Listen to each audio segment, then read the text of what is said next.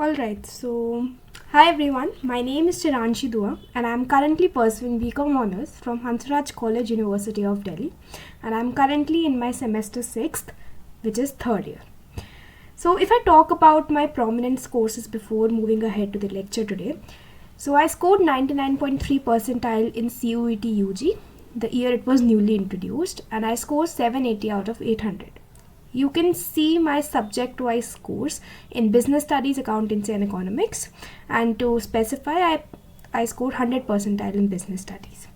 If I talk about my board exams, so I scored 96.2 percentage in class 12th with Commerce stream and 95.4 percentage in class 10th CBSE boards. So the subjects that I will be taking ahead are Accountancy and Business Studies. Let's start with the accountancy, and what topic that we are going to get today is accounting for partnership firms. ठीक है, अब partnership firm समझने से पहले, उनकी पूरी details में जाने से पहले, एक प्रैक्टिकल एप्लीकेशन पर जाने से पहले let's understand from the basics कि पार्टनर्स क्या होते हैं, पार्टनरशिप क्या होती है, इन सबको हम एक बार डिटेल में पढ़ेंगे. ठीक है, अब पार्टनरशिप का क्या मतलब होता है. पार्टनरशिप अगर हम कॉमन टर्म्स में भी देखें तो पार्टनरशिप होता है कोलैबोरेशन, एक साथ इकट्ठा होना. So that is what exactly partnership means, which is two or more persons coming together to form a bond, to form a business. ठीक है, तो सबसे पहली चीज़ तो ये हमें स्पेसिफाई करनी होती है, फोकस करना होगा, which is to or more persons, या तो दो या फिर दो से ज़्यादा, 3 4 5 6 कितने भी हो सकते हैं. ठीक है, अब उसमें भी डिपेंड करता है कि कंपनी है, मतलब अगर कंपनी के बारे में बात करोगे, क्योंकि कई बार क्या होता है कि पार्टनरशिप जो फर्म्स होती है वो कभी कभी कंपनी में टर्न हो जाती है. तो अभी सिर्फ हम पार्टनरशिप के बारे में बात करेंगे और कोई डिस्कशन यहाँ पर नहीं होगा. ठीक है, या तो दो या दो से ज़्यादा. ओके, अब इसमें अगर थोड़ा सा मैं रिप्रेजेंट करूँ इस चीज़ को, for suppose there are 2 persons, person A person B. तो person A and person B जब दोनों हाथ मिला लेते हैं एक दूसरे के साथ कि चलो आज से हम पार्टनरशिप बनाएंगे, तो वो उसे पार्टनरशिप कहेंगे कि आज से हम अपना एक साथ काम करेंगे, एक साथ बिजनेस बनाएंगे. ठीक है, तो अब कोई भी प्रॉफिट्स होंगे, लॉसेज होंगे, लाइबिलिटीज होंगी, कुछ भी any specific event that is happening in a partnership firm, उसका जो भी शेयर होगा वो दोनों पार्टनर्स में उनके प्रोपोर्शनेट रेशियोज में डिवाइड किया जाएगा. अब रेशियो क्या होते हैं, किस तरीके से डिवाइड किया जाता है, वो आगे हम पढ़ेंगे. बट अभी हमें ये ध्यान रखना है कि कुछ भी होगा वो सारे पार्टनर्स को हिस्सा उसका मिलने वाला है. ठीक है, अब पार्टनरशिप एक तरीके की बिजनेस फ्रेंडशिप होती है. We can not call it a friendship, we can call it a business friendship, की बिजनेस बनाने के लिए हमने फ्रेंडशिप की है, एक कलेक्टिव उसमें आए हैं और साथ में डिसीजंस क्रिएट करके हम बिजनेस चलाएंगे. ठीक है जी, अब सबसे पहले हम ये भी देखेंगे कि पार्टनरशिप जनरेट कहाँ से हुआ है, किसका आइडिया था पार्टनरशिप का, और इसमें इतनी पूरी हमारी बुक बना दी पार्टनरशिप पे. So under section 4 Indian partnership act 1932 constitution होता है हमारा, उसमें काफ़ी सारी चीज़ें होती है, बहुत कुछ लिखा होता है. कॉन्स्टिट्यूशन में हमारा सब कुछ ही लिखा होता है ना, कि how a society is going to function. उसी तरीके से जो कॉरपोरेट में आप बिजनेस मान लो, कॉमर्स मान लो, उनके सारे रूल्स एंड रेगुलेशंस भी तो कहीं लिखे होंगे. सो फॉर स्पेसिफिक पार्टनरशिप हमारे पास एक एक्ट है which is Indian partnership act 1932. 1932 में एक लॉ पास हुआ था और वो एक्ट बन गया था ultimately, which is Indian partnership act.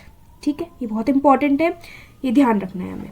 Fine, और इस एक्ट के अंडर ये जो सेक्शन 4 है, इसमें हमारी सारी डिटेल्स दी गई है पार्टनरशिप की, कि जो कुछ भी अब हम पढ़ने वाले हैं वो सब कुछ इस सेक्शन के अंडर दिया हुआ है, वही सब हम पढ़ेंगे.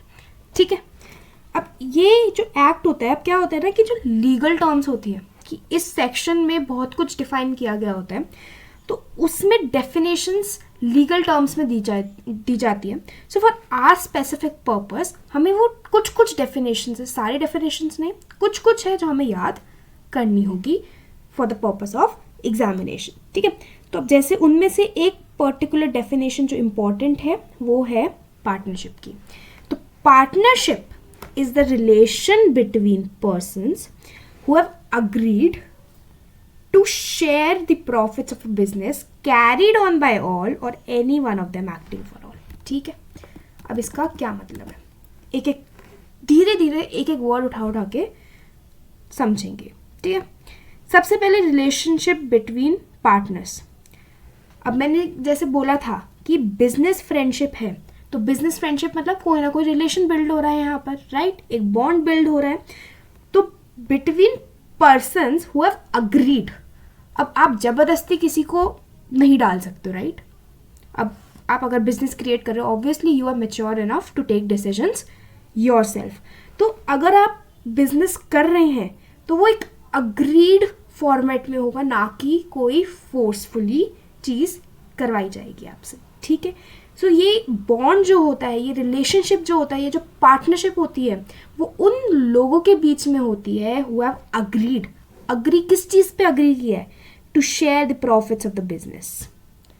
अब यहाँ पर डेफिनेशन में सिर्फ प्रॉफिट्स यूज़ किया गया है, लेकिन लॉसेस और बाकी काफ़ी सारी चीज़ें होती है जो 2 पार्टनर्स या फिर 3 पार्टनर्स है, जितने भी पार्टनर्स है, एन नंबर ऑफ, सब में डिविजन होता है. ठीक है, डेफिनेशन के पर्पज़ के लिए प्रॉफिट्स है, जो कि हमें कहीं ना कहीं याद रखना होगा if you are supposed to write the exact definition given under section 4 of Indian Partnership Act 1932. ठीक है, अब अग्री किया to share the profits of a business, जो हमने बिजनेस क्रिएट किया है, by all, carried by all. Carried by all मतलब अगर सपोज 4 पार्टनर्स है तो चारों काम करेंगे तो चारों के में डिवाइड होगा. या फिर ऐसा भी हो सकता है कि उन चारों में से 2 अवेलेबल नहीं है, सिर्फ 2 ही एक्टिवली पार्टिसिपेट कर रहे हैं डिसीजन मेकिंग में, एक्टिवली पार्टिसिपेट कर रहे हैं in the business carried on. तो वो सिर्फ 2 जो पार्टनर्स हैं वही स्पेसिफिकली काम कर रहे हैं. तो उस केस में भी जो डिवीजन होगा प्रॉफिट्स, लॉसेस और जिन सब चीज़ों का, वो चारों में ही होगा, सिर्फ 2 में नहीं होगा. ये बहुत इंपॉर्टेंट चीज़ है. कई बार क्वेश्चंस आ जाते हैं कि A B C are partners और सी काम ही नहीं कर रहा बिल्कुल भी. Obviously we will take some actions towards C, but ऐसा नहीं होगा कि प्रॉफिट्स देंगे ही नहीं सी को, बिकॉज अग्रीमेंट के according C is the partner of the partnership firm. ठीक है, तो इसमें यही स्पेसिफाई किया गया है कि business carried on by all or any one of them acting for all. तो जो any one of them acting for all का मतलब है रिप्रेजेंटेटिव, कि 4 मेंबर्स थे जिनमें से 2 A B C D 4 partners थे, एक पार्टनरशिप फॉर्म बनाई, अग्रीमेंट किया कि चलो अब से हम काम स्टार्ट करेंगे अपना. ठीक है, अब उन चारों में से बी और सी काम नहीं कर रहे, गोस्ट कर दिया उन्होंने ए और डी को. तो जो ए और डी है, they are considered to be representative of that partnership form. कि कहीं भी कोई भी मीटिंग होगी, कोई भी बोर्ड मीटिंग होगी, कोई इन्वेस्टमेंट डिसीजन होगा, कुछ भी होगा, जो ए और डी है वो पूरे पार्टनरशिप फॉर्म को रिप्रेजेंट करेंगे, ना कि एक इंडिविजुअल की तरह जाएंगे. ठीक है, तो उसे एक रिप्रेजेंटेटिव बोलते हैं. अब इस केस में क्या होता है कि कुछ 2 टर्म्स होती है जो यूज़ की जाती है, which is principal and agent. Principal and agent का क्या मतलब होता है वो हम आगे जाके पढ़ेंगे, लेकिन अभी के लिए बस ये हमें ध्यान होना चाहिए कि जब ये ऐसा रिलेशन, ऐसा हिरार्की बॉन्ड क्रिएट हो जाता है कि जब एक एक्टिवली पार्टिसिपेट कर रहा है और एक बिल्कुल पार्टिसिपेट नहीं कर रहा है, या फिर कोई किसी के अंडर काम कर रहा है, किसी के लिए रिप्रेजेंट कर रहा है, तो उसका बॉन्ड होता है प्रिंसिपल एजेंट का. ठीक है, आई hope it's clear till now. अब आगे आने वाली एक टर्म है जो कि काफ़ी इम्पॉर्टेंट है, जो बहुत जगह यूज़ होती है, which is separate legal identity. Separate legal identity, I hope it's visible to you. ठीक है, अब सेपरेट लीगल आइडेंटिटी का मतलब क्या होता है, तोड़ कर इसको समझते हैं. सेपरेट अलग, लीगल मतलब in the eyes of the law, identity your own personality, where you stand out. ठीक है, सो अब इसमें क्या कॉन्सेप्ट है बेसिकली, तो सिचुएशन में 2 सिचुएशन ले रही हूँ. एक केस में जब सेपरेट लीगल आइडेंटिटी एग्जिस्ट करती है, एंड एक केस है जहाँ पर सेपरेट लीगल आइडेंटिटी एग्जिस्ट नहीं करती है. अभी के लिए फॉरगेट पार्टनरशिप, पार्टनरशिप को भूल जाओ कि पार्टनरशिप क्या होती है. Now there are multiple kind of ventures you can do. अब आप कंपनी भी चला सकते हो, पार्टनरशिप फॉर्म भी चला सकते हो, सोल प्रोप्राइटरशिप भी एक तरीके का बिजनेस होता है, एंड हिंदू अनडिवाइडेड फैमिली वाला भी होता है. बहुत तरीके के होते हैं. अब सेपरेट लीगल आइडेंटिटी एक कॉन्सेप्ट है, कॉन्सेप्ट जो कि कहीं एग्जिस्ट करता है, कहीं एग्जिस्ट नहीं करता. अब कंपनी के केस में let's take an example of company. ठीक है, सबसे पहले हम एक बार कंपनी का एग्जांपल लेते हैं. कंपनी में क्या होता है कि टाटा ग्रुप से, हमारे टाटा कंपनी थी, recently Ratan Tata, mister Ratan Tata passed away. ठीक है, तब उनके डिमाइस के बाद टाटा तो वैसे का वैसा ही चल रहा है ना, कंपनी तो नहीं ख़त्म हुई. अगर एक personality, a person dies, company still continues and runs for more number of years as it is. किसी की डेथ से कंपनी पे कोई फर्क नहीं पड़ेगा. In this case the Tata company and Ratan Tata ji are two separate legal identities. ठीक है, अब अगर हम पार्टनरशिप की बात करते हैं, पार्टनरशिप में हमारे पार्टनर ए, पार्टनर बी. ठीक है, और ये हमारी पार्टनरशिप फॉर्म है ए बी एंड कंपनी. तो इस केस में पार्टनरशिप में अगर ए और बी की डेथ हो जाती है तो ये पार्टनरशिप फॉर्म भी ख़त्म हो जाएगी. And this is the whole concept of no separate legal identity, कि इस केस में सेपरेट लीगल आइडेंटिटी है ही नहीं. ठीक है, तो इस एग्जाम्पल में जो हाइपोथेटिकल सिचुएशन मैंने ली थी कि ए एंड बी एक आइडेंटिटी है एंड उनकी फर्म एक आइडेंटिटी है, तो in the eyes of law these are two separate legal identities. ठीक है, लेकिन this is an hypothetical situation, तो ये एग्जिस्ट नहीं करता है पार्टनरशिप में. पार्टनरशिप में नो सेपरेट लीगल आइडेंटिटी का कॉन्सेप्ट होता है. ठीक है, इस केस में partners as well as the firm both are one single identity in the eyes of law. Law क्या है पार्टनरशिप का? इंडियन पार्टनरशिप एक्ट 1932 और सेक्शन नंबर 4, उसके अंडर हमें ये कॉन्सेप्ट दिया गया है कि पार्टनरशिप की कोई सेपरेट लीगल आइडेंटिटी नहीं होती. पार्टनर्स और फर्म एक ही होते हैं. तो पार्टनर्स, अब मैंने थोड़ा इंग्लिश में भी लिख दिया नीचे, partners in partnership firm are one single identity.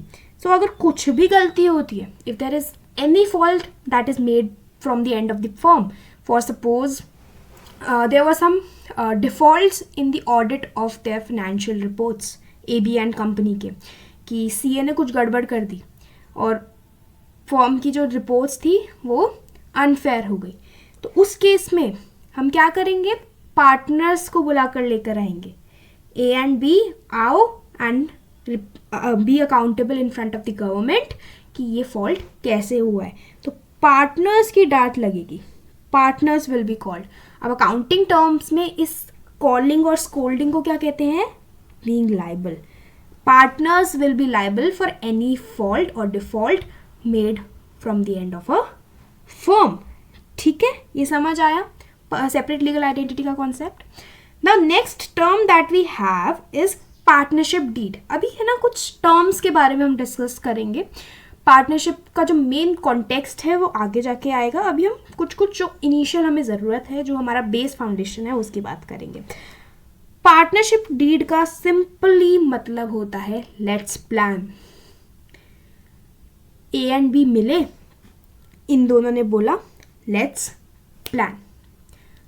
Suppose मुझे ट्रिप पे जाना है तो मैं प्लानिंग करके ही जाऊंगी ना. अभी आगे एक और चीज़ बताऊंगी आपको इससे रिलेटेड, बट आप कुछ भी करोगे, एक स्टेप लोगे तो कुछ दिमाग में करोगे ना, ब्लाइंडली तो नहीं चीज़ें करोगे. Although we take decisions, sometimes we effortlessly take decisions with an unplanned manner, but most of the time हमें प्लान करने की ज़रूरत होती है. अब ऐसा इतना बड़ा decision to create a business out of its own, इसमें प्लानिंग तो लगेगी ना. तो ए एंड बी डिसाइडेड कि लेट्स प्लान. ठीक है जी. अब उन्होंने कहा प्लान कैसे करेंगे भाई? ए ने बोला पार्टनरशिप डीड बना देते हैं. पार्टनरशिप डीड क्या होती है? अब पार्टनरशिप डीड एक पेज होता है, ये पेज दिख रहा है जो ए एंड बी ने बनाया है. पार्टनरशिप डीड एक पेज होता है which contains all the terms and conditions which is made between A and B regarding the partnership form that they are being created. ठीक है, इस पार्टनरशिप फॉर्म में सारे अग्रीमेंट, सारे राइट्स, ड्यूटीज क्या है ए एंड बी की, काम क्या करना है, कब स्टार्ट करना है, सब कुछ इस एक डॉक्यूमेंट में, एक पेपर पे लिख देते हैं.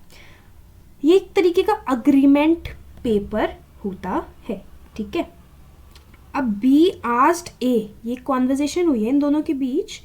B asked A, is it compulsory, क्या ये कंपल्सरी है बनाना? A replies, no it's not compulsory. Highlight this word and focus on this particular thing कि no, it is not mandatory. But what if we forget and there is a dispute? what if we forget आगे जाकर कि हमने ये decisions लिए थे, हमने ये क्लॉजेस बनाए थे, हमने सोचा था कि हम ऐसे ऐसे ऐसे करेंगे, बट आगे जाके हम भूल गए एंड उसकी वजह से हमें प्रॉब्लम्स आएंगी, डिस्प्यूट्स होंगे हम दोनों के बीच. तो उसे रिजॉल्व कौन करेगा? लेट्स डू, हम उसको एक पेपर पे लिख देते हैं सब कुछ फॉर द फ्यूचर. ये कुछ भी प्रॉब्लम होंगे हम पेपर पे जाएंगे, पेपर को देखेंगे कि इसमें ऐसे ऐसे ऐसे लिखा है, ये रूल्स हैं हमारे, वो रूल्स हम फॉलो करेंगे. Simple as that. आगे जाके कोई प्रॉब्लम ही नहीं आएगी, किसी का कोई डिस्प्यूट ही नहीं होगा कि कौन डिसीजन कौन सा लेगा. पहले से ही लिख के चलते हैं कि ये डिसीजन ए के हाथों में ज़्यादा प्रायोरिटी दी जाएगी और बी थोड़ा कम से होगा बी का. तो ये सारी चीज़ें पार्टनरशिप डीड में लिखी जाती है. तो बी कहता है yes yes you are right, so it will also have our rights, कि हमें क्या क्या राइट्स हैं हमारे, क्या क्या ड्यूटीज़ हैं हमारी, ये सब कुछ क्लियरली मेंशन होगा to avoid any kind of misunderstanding happening in the future. ठीक है जी, पार्टनरशिप डीड का मतलब समझ आ गया. पार्टनरशिप डीड एक डॉक्यूमेंट है जिसमें सारे terms and conditions, rules and regulations लिख देते हैं दोनों पार्टनर्स. ठीक है, अब ये जो टर्म्स एंड कंडीशंस है ना, इनका एक अकाउंटिंग टर्म है, एक पार्टनरशिप की कॉन्टेक्स्ट में टर्म है जो यूज किया जाता है, articles of partnership. Articles of partnership है जो हमारा, ये होते हैं टर्म्स एंड कंडीशन जो जो मेंशन्ड है.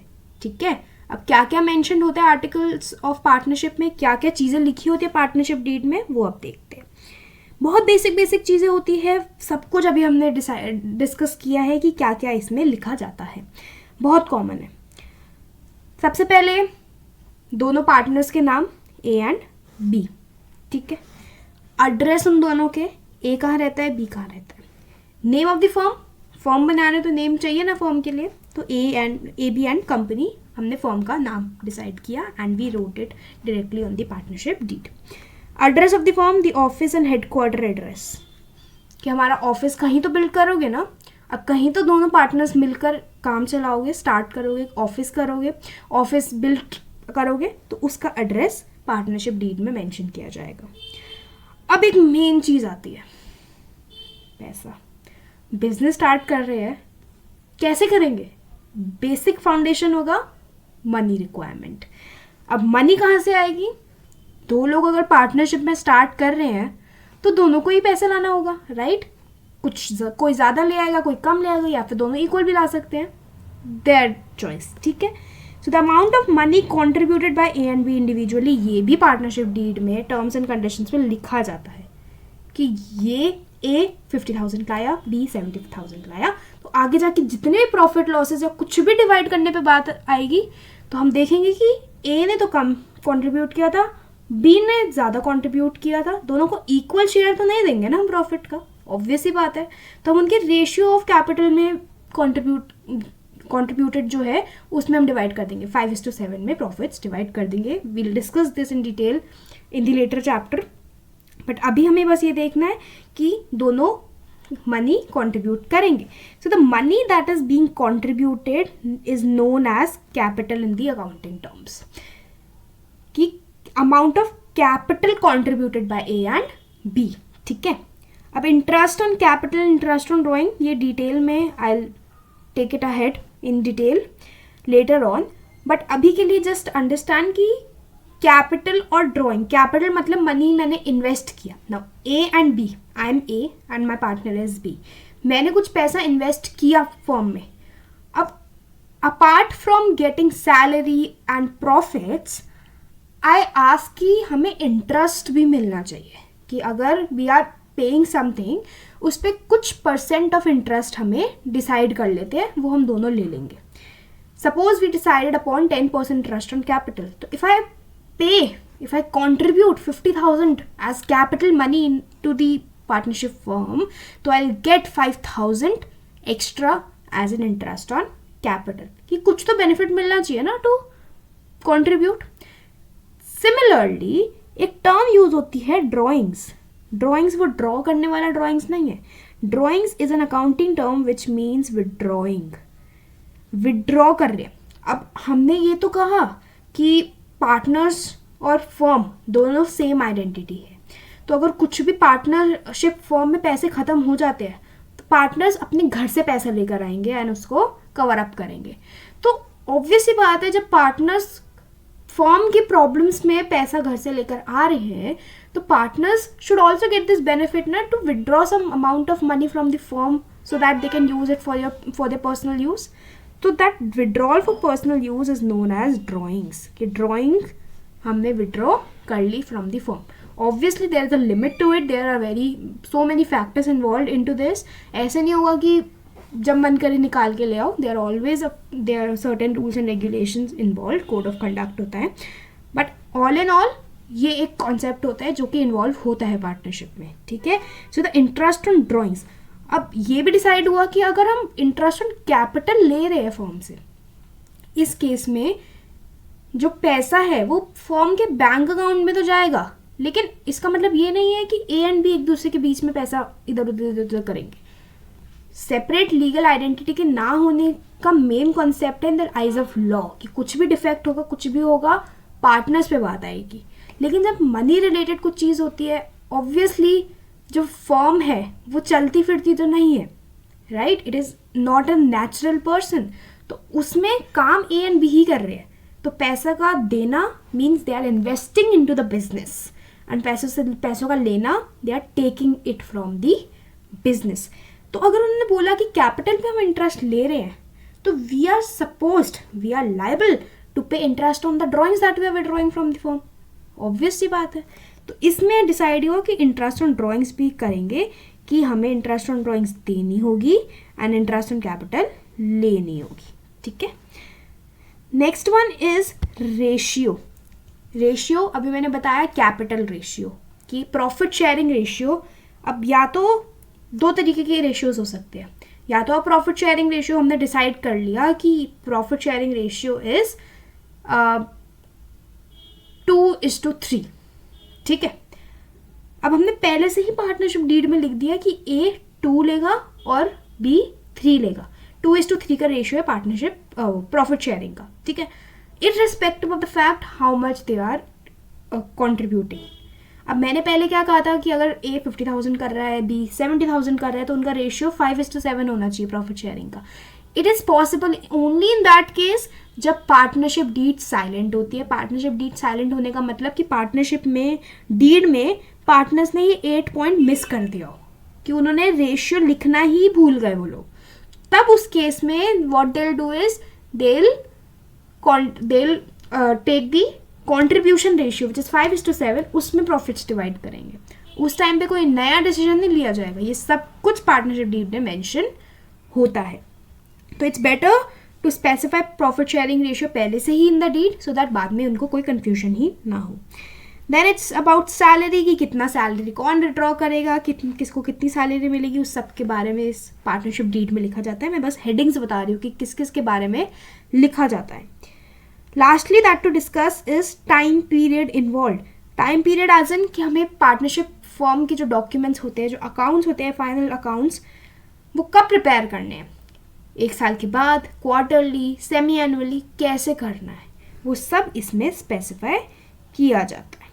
ठीक है. And there are multiple more articles of partnership, topics, headings, but वो सब हम अभी डिस्कस नहीं करेंगे. Will talk them in the later on chapters. अभी के लिए we have this much for partnership. Now we'll move ahead to business studies. A topic from business studies that I have taken is planning. Let's understand what is planning, why planning is done, how is it done and when it is to be done. बहुत सारे questions आपके mind में आ रहे होंगे. Let's talk about each one of them one by one. First one is what is planning. Planning होता क्या है? So planning is basically plan करना या फिर decide करना कि करे क्या. Let's take an example. Me and my sister are going to a trip to Manali. अब सबसे पहले हम आइटिनरी डिसाइड करेंगे कि पूरा प्रोसेस होगा क्या जाने से पहले. प्लान हमारा हमेशा उस इवेंट के होने के बाद थोड़ी होता है, हमेशा पहले से ही होगा, ऑब्वियस सी बात है. अब उसमें हम क्या क्या डिसाइड करेंगे, what to carry, where to go, when to go, how to go. ठीक है जी. अब प्लानिंग में करते क्या है, प्लान करना, डिसाइड करना when, in advance, about what to do, करना क्या है, कैसे करना है, कब करना है, कहाँ करना है, सब कुछ प्लानिंग में होता है. ठीक है. Planning is basically action plan करके चलना, एक्शंस डिसाइड करके चलना कि कब कैसे क्या होगा, उसे ही प्लानिंग कहते हैं. सो मैंने भी प्लानिंग की अपने ट्रिप के लिए. क्या क्या प्लान किया कि क्या क्या लेकर जाना है, कहाँ जाना है, मनाली जाना है, कब जाना है, सुबह 6 बजे कल निकलना है, कैसे जाना है, कार बुक की है, कार से जाना है. ये सब कुछ प्लान करके जाना. अब प्लानिंग नीड क्यों होती है यार, मतलब क्यों चाहिए planning, why is it required. Now planning is needed because it gives clarity.